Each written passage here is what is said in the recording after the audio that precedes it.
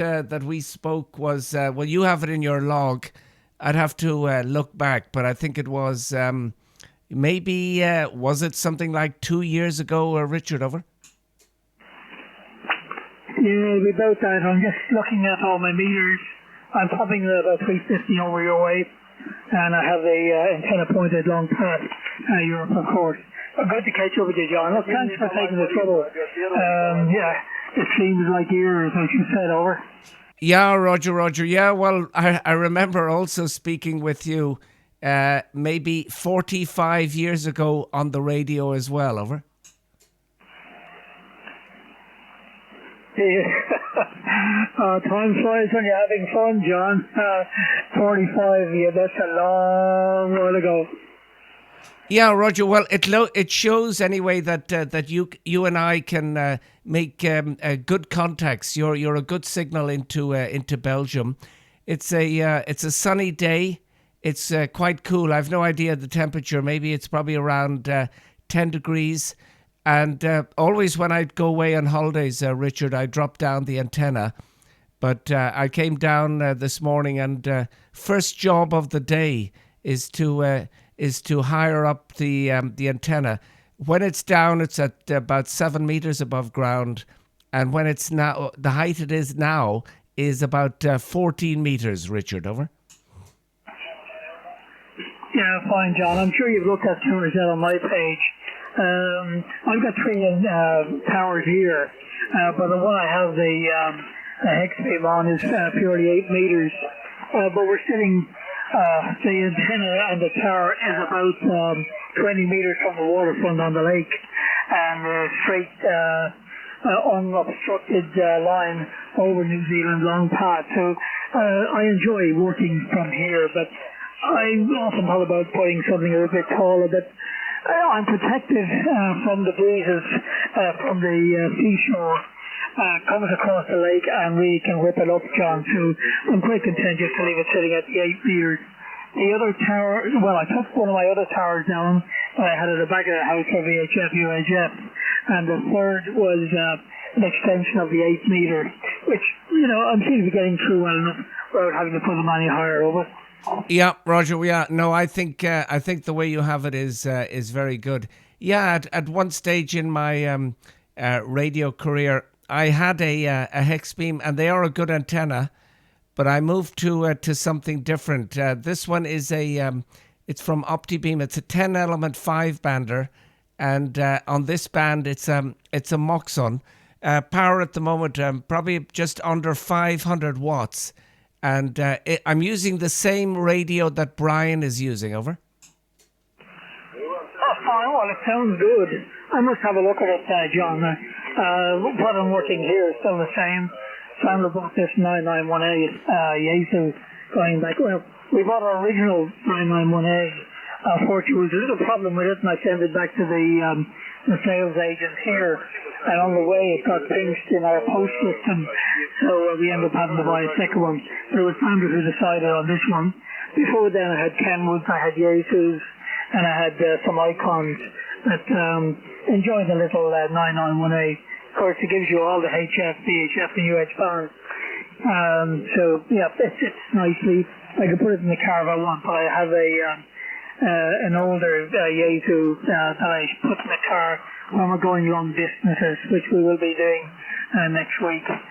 We're going down to the Midlands, a little place called Mudgee for a funeral. One of our good amateur friends is silent in Keaton's last week, so we'll be heading for the memorial on the 16th. So, yeah, back around she comes. I tend to be a little bit long-winded when I get on here, John, over. Oh, yeah, no problem. Now, just out of curiosity and condolences to his people, who was the silent key, over? His name was Gary, VK2 Delta Alpha Kilo, DAK. We've known him since we set up when we come to Australia first. So I've known Gary for probably 42 years now. But unfortunately, he had some little illnesses and went into hospital and had a heart attack and went silent key. But a notable character from history in the Sydney, New South Wales area. Yeah, okay. Someone just moved in. Well, not just moved in. They moved in. So maybe we can go up to 143. I never get into a a shouting match with anyone. So 143, Richard, over. Roger, see you there. Yeah, okay. The frequency looks clear. Just checking. ON80I. Is the frequency clear? Over. Okay, Richard. This is perfect. Over. Yeah, beautiful. Again, you're coming across about 10 over 9 on that last one, John. Yeah, thank you very much for that. I don't know if you've ever seen the size of the radio that Brian uses. Over. No, I haven't. Well, I looked at what I thought it was, but it seems like just a nice little small block. Is that correct? A nice little, and then the rest. Over. Okay, I'll look it up. I'll get in touch with Brian as well. Yeah, no, we've been content. Just you look at some pages on QRZ, and you see they've got 100 different radios, and I keep making the comment, it's not just the damn radio. The antenna is the workhorse, John, and that's why I bought this antenna that I had. I missed the high gain 244. It was a magnificent antenna, but when we bought up here, there wasn't the room for it. So I contacted Kevin Kunz, VK2SE. His company was all about DX.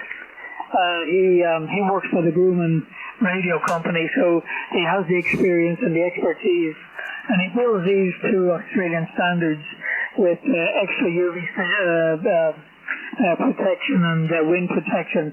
And being on the side of the lake, right across from the ocean, it definitely lends itself to this adventure. I don't think I'll be changing anything. I admire some of the other antennas, but this does the job for Sandra and I. Over. Oh yeah, no, it's doing a terrific job, and of course, you know, and you know you do remember, because I think I've sent you maybe a photo or two, but when you picked up the quad all those years ago, I was with you then. Over. Yeah, we're chatting about that.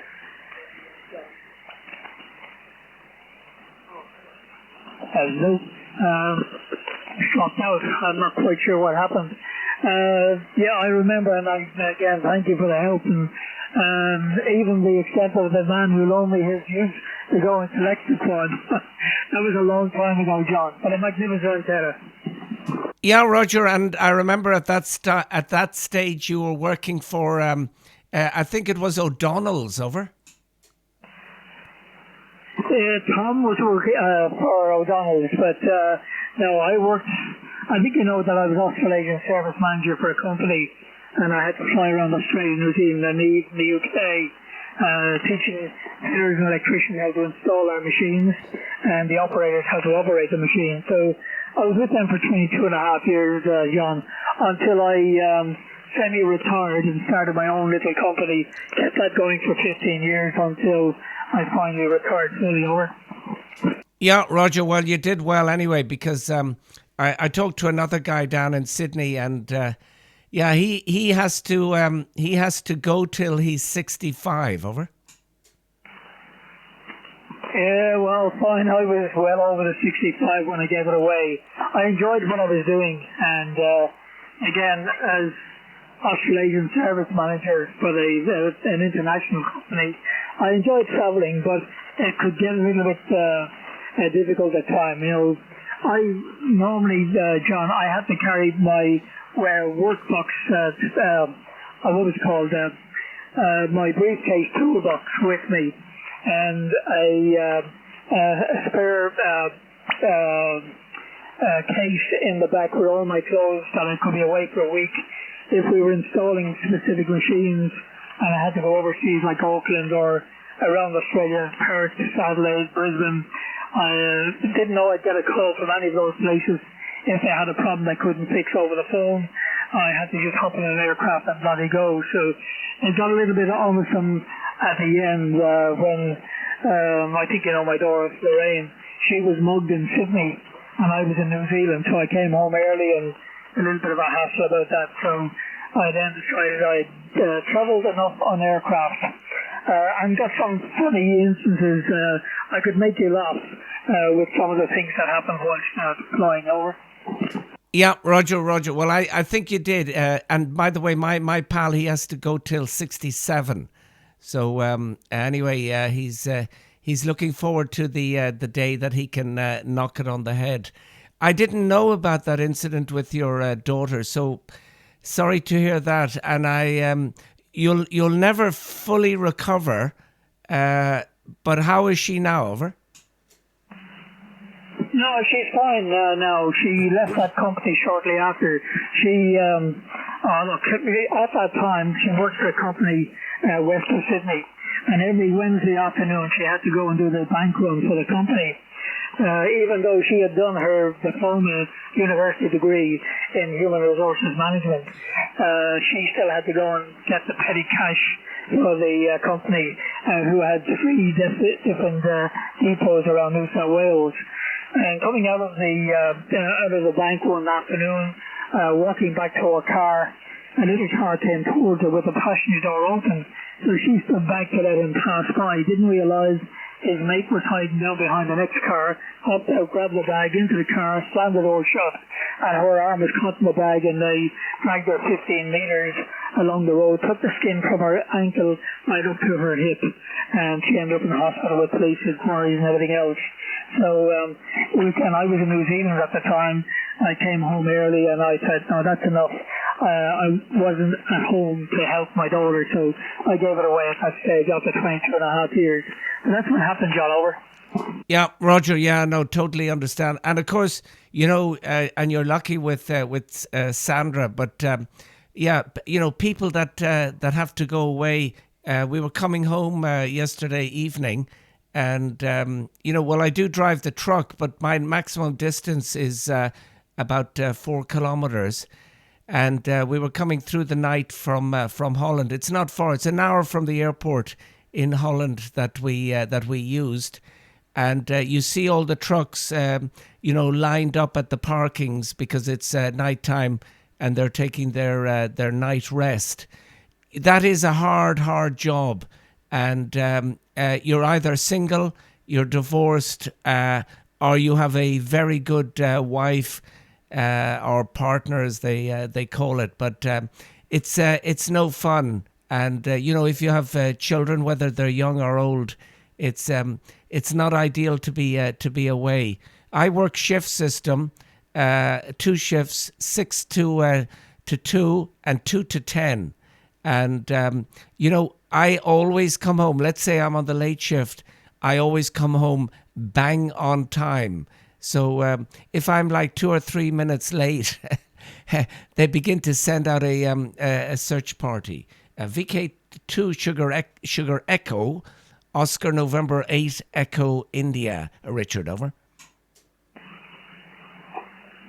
Yeah, fine, John. I just have a little bit of a pause in case somebody needs to get in. Oscar November 8 Echo India from VK2SE. Yeah, look, family is everything. And when at that time, John, when I was travelling for the company, I didn't know where I would land, whether it's New Zealand or around Australia. And unfortunately, with that trip to New Zealand, my son, who was an avionics engineer here in Sydney, he was down south. The company sent him down to Avalon in Victoria. They were doing a refurbishment of the 747s. So he wasn't at home either. So it was only my wife and daughter here when that happened. So that gave me the push to get away and retired, well, semi-retired effectively. And then I started my own little company, kept it going for about 15 years. And then it was time, John. It was time. I'd done my bit and we achieved what we wanted to do. Over. Yeah, Roger. Well, when you were in Dublin, did you also do some travelling around Ireland? Over. No, not really. My company I worked for, and I ended up as plant manager at that time, was based in Dublin itself. But they had work sites all down as far as Callan, County Tipperary, west of Dublin, and up as far as Drogheda. So I didn't know any day I could be in any of those places. And I think, I used to erect tower cranes, all that kind of stuff, even in winter time. And back then we didn't have safety harnesses or anything else. So I got out of that game when I came to Australia. I went purely into the machinery section and started as a fitter and ended up as Australian service manager. So I worked hard for John, but it was a pleasant job, and I was well known around Australia. People would ring me and just by name they would say, look, we have a little bit of a problem, can you fix it over the phone, or do you need to get here? So I had fitters and electricians all around Australia and New Zealand over. Yeah, Roger, I'm sure it did happen, but and irritating. But you're on the clock, so it doesn't. Well, I don't know where you're on the clock, but anyway, you have that phone call, and we just can't make it work. Blah blah blah, and you go there, and it's something really simple. Over. Yeah, that often happens. But to try to explain over the phone sometimes could be difficult. We didn't have the same facilities we have now, obviously. But look, I lived west of Sydney, and all of our customers around the New South Wales area all had my mobile phone number, and some even at my home number. And I could sometimes get a call, maybe 1 or 2 o'clock in the morning, that a machine had gone down, and rather than bring one of my fitters or electricians in from their home at that time, I would pop out. I always had the toolbox briefcase, so I could always pop out and usually get the machine going within 5 or 10 minutes of being on site. But it was part and parcel of what we did at that time. We gave that personal service. It wasn't just my company. It was, me, and people knew me on a personal basis rather than just the Australian service manager. And we were getting great business from it. Also November 8th, Echo India from VK2SE. Yeah, Roger on that, Richard. Very interesting. And when did you move out of Liverpool, over? Oh, it would be 19 years ago, give or take now. We moved up to a place called Donald's Bay, and then from there we had a big house. I shouldn't say that, but that's the family at home called it the big house when they came out and visited. But there were 2 of us. My daughter bought her own home, and 2 of us were in this big 6-bedroom house, toddling around. Sandra had 57 rose bushes around the front garden. Now, can you imagine 57 rose bushes, John? And we spent 7 weekends tending those damn rose bushes. And eventually Sandra came in and said, I've had enough, I want to sell. So we sold up and we bought this little place for our retirement, sitting on the shores of Lake Macquarie. It made it much more compact, John. It was, it's not the same work keeping the whole up to standard, over. Yeah, Roger. Yeah, well, I'm sure you're happy to be out of the big city, and my pal, he lives up near on the way to Penrith, but he hopes to eventually, if all goes well, his dream is to move down to the not Hobart itself, but maybe I'm just trying to get a direction. He wants to go to the. I'm just trying to think now. Yeah, he wants to go to the west of the island, down where there's not much happening. Over. Yeah, fine. It's beautiful down there, John. We've travelled down there, and we had the 4-wheel drive. And in 2000, when the Olympics were here, 4 of our family, friends, husband and wives, they all decided at the same time they wanted to get out of Sydney for the period of the Olympics. And we 4 were all amateurs. K2 is now silent, VK2BKF was his call sign. He and his wife, Sandra and I, of course, were our two call signs, and other friends of ours, ADN and VK2SE. We all four had our four-wheel drives, and we drove down, got the Superior across to Tassie and toured around it. But the trip was too short. Magnificent spot. And we would go again. Again, some very funny stories. If it wasn't on here, I could tell you some great stories and funny stories about our trip down there. One of the ones, John, was the local fishermen had X amount of lobsters all in, getting ready for the big sail into Sydney for the Olympics, so it didn't happen. So they had an abundance of lobsters, and we had some magnificent feeds at about half price in Tassie because they needed to sell the lobsters and couldn't sell them up here. Interesting. I should send you a note of what happened down there. You would enjoy it, John. Yeah, Roger, I certainly would be. So anyway, that's his dream, and I hope it comes true. Now, when I left Sydney, in when was it? It was in August of '85. I had done 1 year, and then I went to New Zealand, and I managed to go from the top to the bottom. So that was Cape Reinga, which is up at the very top, right down to Stewart Island, right down at the bottom.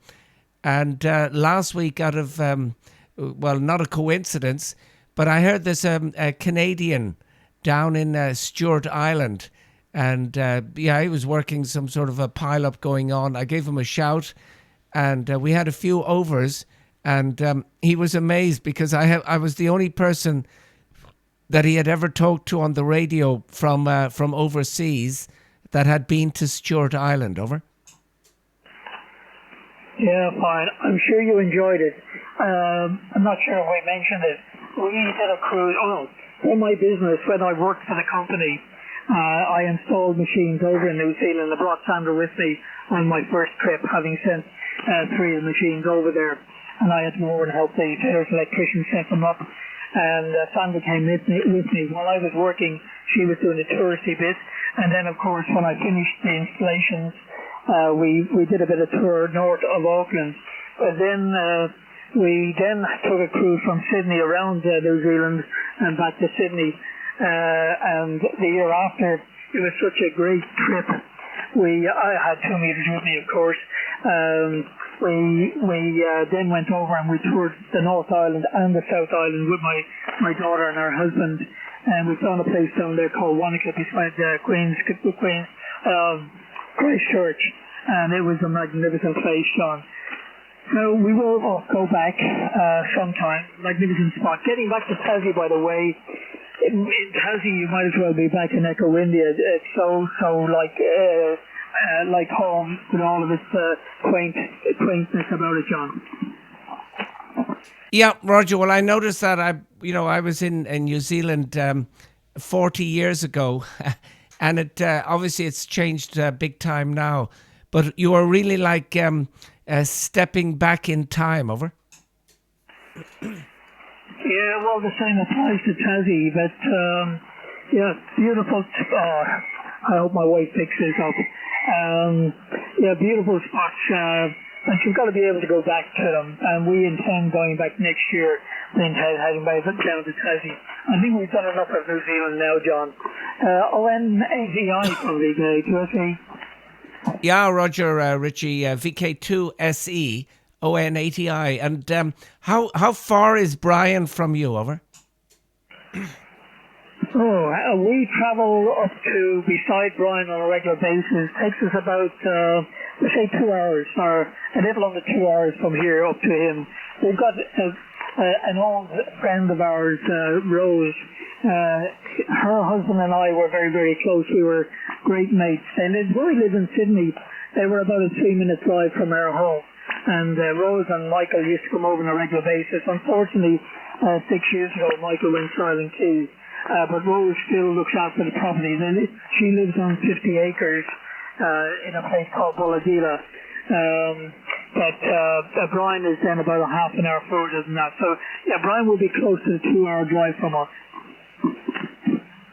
Yeah, Roger. Yeah, well, I don't hear Brian on as much as he used to be, because he was on every morning our time talking to John EA7BA, and I'd be down in the living room listening on one of those receivers, and I will send you that link when I clear down with you. I'll send it to your email. And I used to listen to John in Spain talking to Brian, and then Brian used to say, "Oh, I have to go now. I have to do the barbecue, or I have to cook something."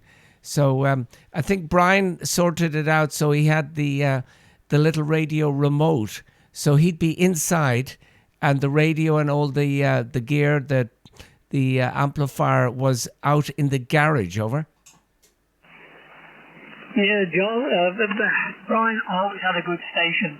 Even when he was in Sydney, he always had a good sounding station, well set up. You know, he was an expert in what he did. Even to the extent in his working life, when we moved out of Sydney and moved up here, Brian did the house for the alarm, our home for us in Donald Bay. And it was still working when we left, when we sold up that house. It was still working perfectly, back to base monitoring and all that kind of stuff. But Brian was very good at his trade, and with radio as well. Very, very knowledgeable bloke. I pity he doesn't live a bit closer, but we'd be visiting him more often. But yeah, a very accomplished tradesman. Yeah, well, you could know that, because he when he got that little radio he had well, you know, a few issues, but they're not easy to set up. They just don't work out of the box, and when you get them in the post in 3 different pieces. So you have a main little transistor board, you have the filters, that's another board, and you have a casing. And you have to put it all into that. But yeah, when you get a moment, have a look at my QRZ page. There is a photo of one, and you'll see the size. But anyway, he got it up and working. There was a few trials and tribulations, and yeah, at one stage he thought he had killed the radio. So there's another guy. I don't know if you've ever spoken to Dennis, VK4 Sugar X-ray.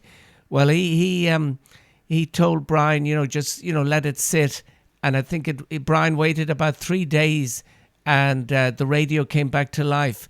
But then Dennis told him to put in a buffer system between the amplifier and the radio, so if anything bad comes back from the amp, it's blocked. Over. Yeah, fine. Well, I know that VK4 I've heard in quite a few times. He puts a good signal out there as well. I'll have a look at this. I actually have QRZ page up and running, but I wanted to devote the time. This has been a long time since we chatted on radio, so I wanted to devote it to chatting with you rather than looking at the damn computer. I think if you've seen my page, there's 3 computers here. Normally they all are running at the same time. One looks constantly at SSTV on 230 and 31, 14231.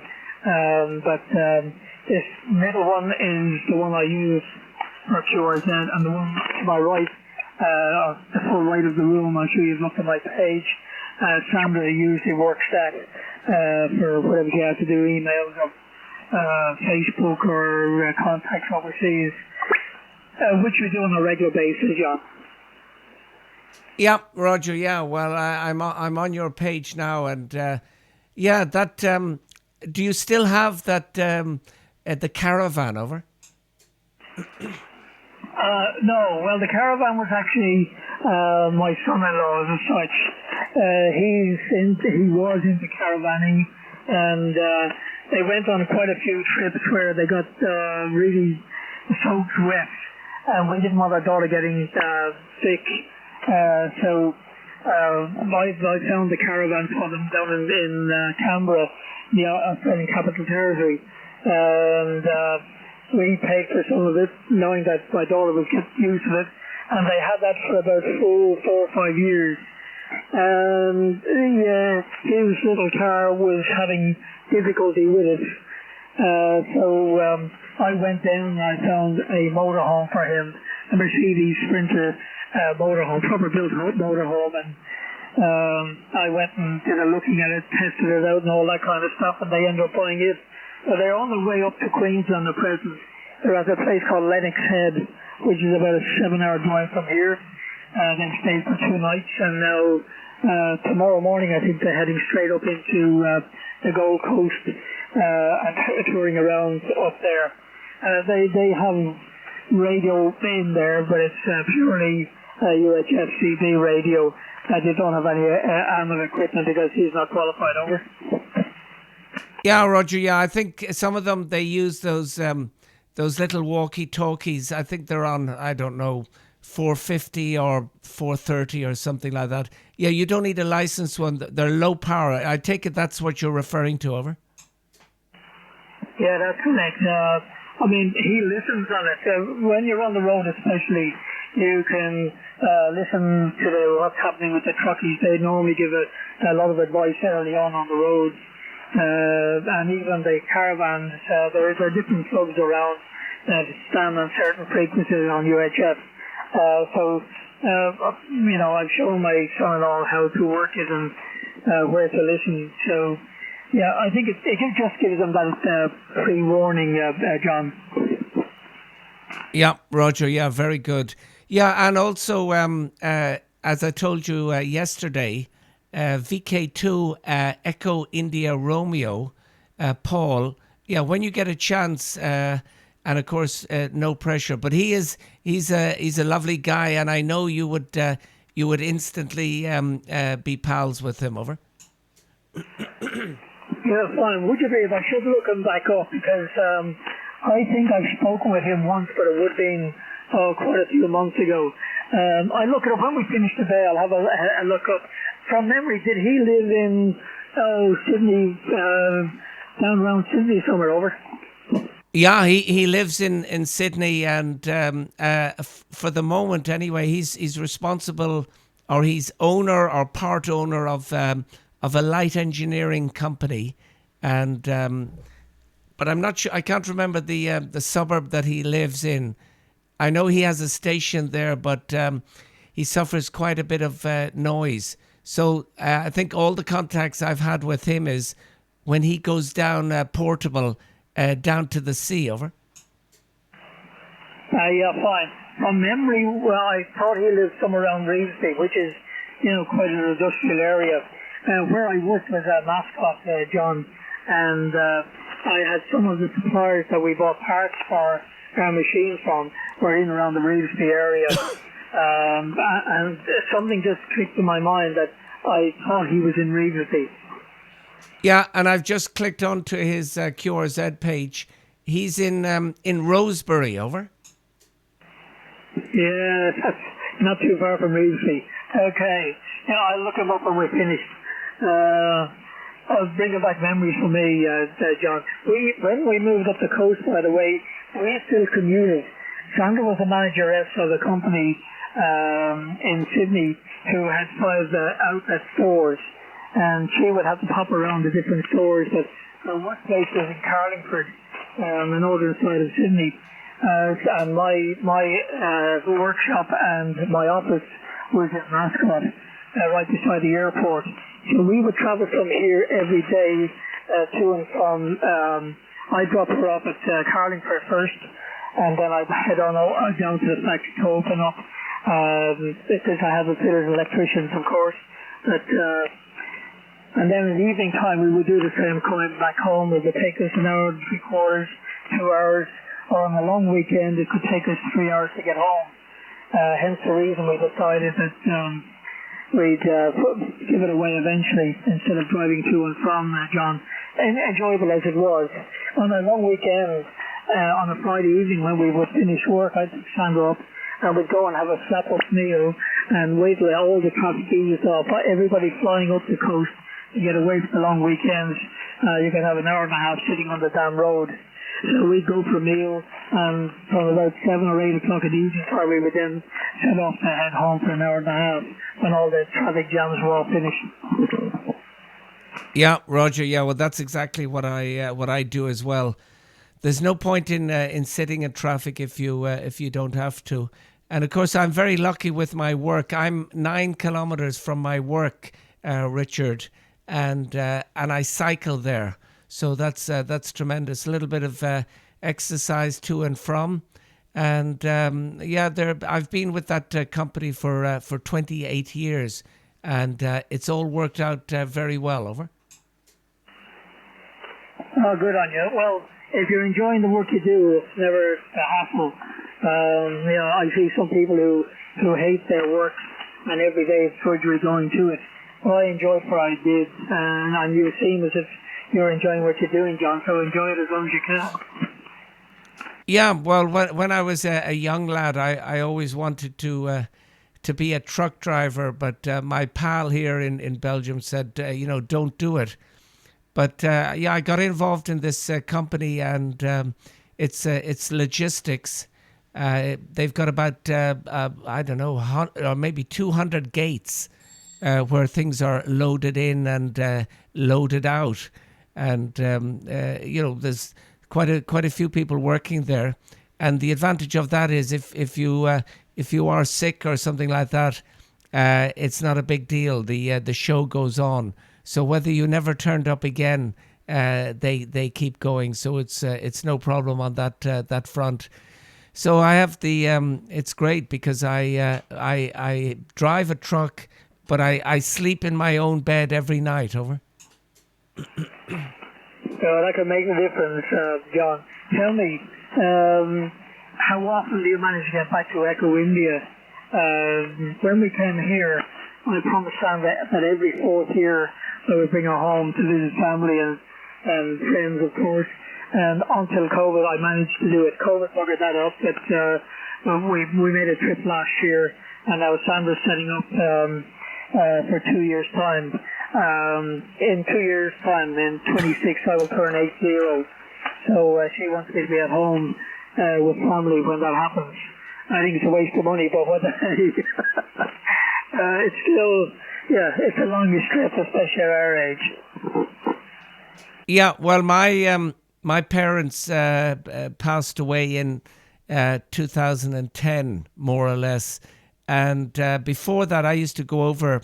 Well, I remember when I was single, I used to go about 6 times a year, just little long weekends over to see them and some pals and the family. And then when they departed this world, it was less. And now once a year, I'm happy with it, and I don't. I don't. What can I say? If I didn't go again, it wouldn't bother me so much. It's really changed there, and I don't like it like I used to. Over. Yeah, fine, John. It's not the same at all. Even when we went back last year, it wasn't the same. It had changed. So we stayed away from the big spots. And every time we go back, we pick specific bed and breakfasts, like on Loch Foyle up the top, the Admiralty House on the Donegal side of the lake. We stay there, and also in the castle down in Tipperary, and not in Carrigain Castle. We always stay down there when we go back. So it's always something to look forward to. Carrigain Castle was owned by a beautiful lady. Unfortunately, she passed on 2 years ago, but her son, who was a professor in Cork University, he now runs the castle, the bed and breakfast, and beautiful spot. Well, you know what Clare County Tip is like. Now, getting back to family, my elders, I'm the eldest of all of our family name now in Ireland, and unfortunately, in recent years, in the last 6 years, 2 of my younger siblings passed on. So there's always that pull I've got one sister that still lives out here, of course, John, so I visit her on a regular basis, but I have got my other three siblings, younger siblings, still in Dublin, and I like to get back and see them for obvious reasons. Yeah, of course, the handy thing is, and it is different than face to face, but making contact with the messaging services is nice. So I am in contact with one sister in particular, more or less every day, and unfortunately, my brother who lives in Canada. Now he was, you'd be interested in this. He was also a Bolton Street guy, and he qualified fitter and turner, and he did his apprenticeship in Dunleary. But he didn't like light engineering because he didn't like getting burnt. So he went off to London, and he started in the buildings, and he just turned his hand as a second fixing chippy, but he didn't have the papers. You didn't need the papers then. I don't know about now, but he could do it because he's very good at anything, using his hands. So he worked by day doing the second fixing chippy, and then by night he worked in some sort of light engineering.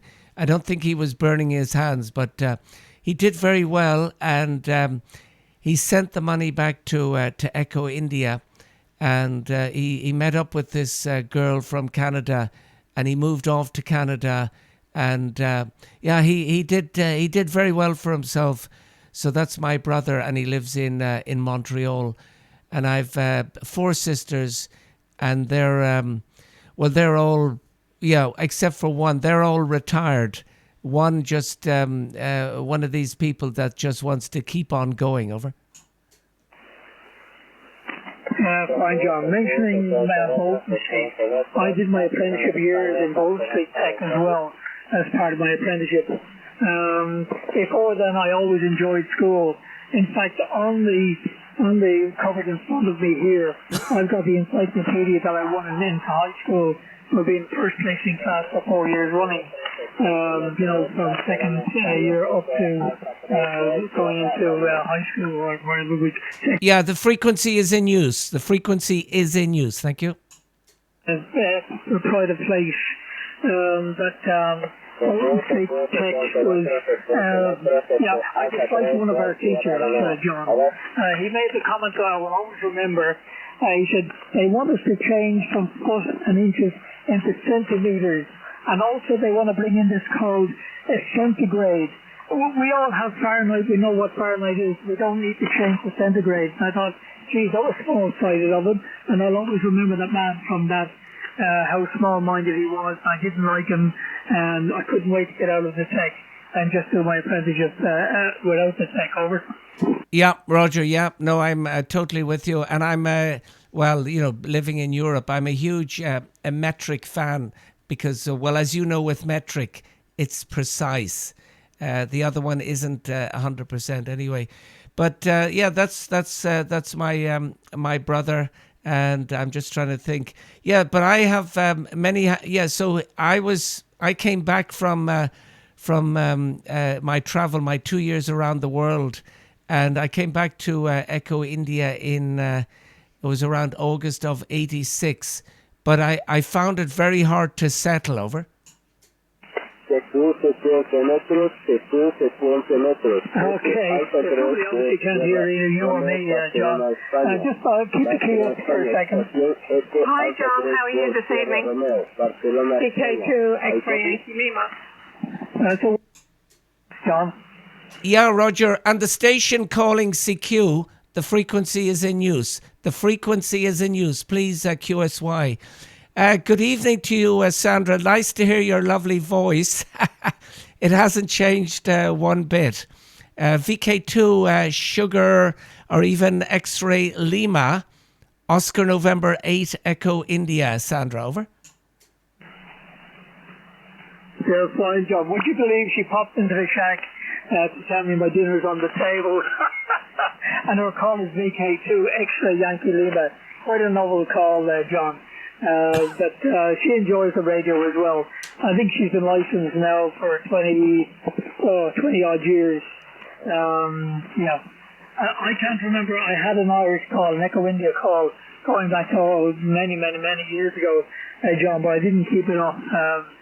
It was something Echo India 3, Victor something.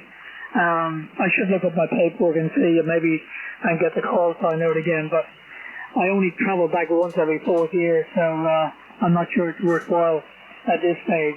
Oscar November 8, Echo India from VK, 2 Sugar Easy. Yeah, Roger. Well, I won't delay you for your evening meal, or it might be in the dog HI. But yeah, I kept my my Irish call sign, and that is Echo, or even Echo India 4 Golf Oscar, and I use it from time to time. And I had a UK one which has lapsed. Well, I won't be returning to the UK, but that was G0LUV. A Golf 0 Lima Uniform Victor, but I think I'll be sticking with the Oscar November, and I have plans to set up a station also down in Morocco when we're down there. It's nice to get up early in the morning, and where we stay is just beside the sea, so you can either transmit from the apartment or go portable. Anyway, Richard, it's been a pleasure speaking with you, and sounding good in Belgium. You haven't, your signal hasn't, dropped, no QSB or anything like that.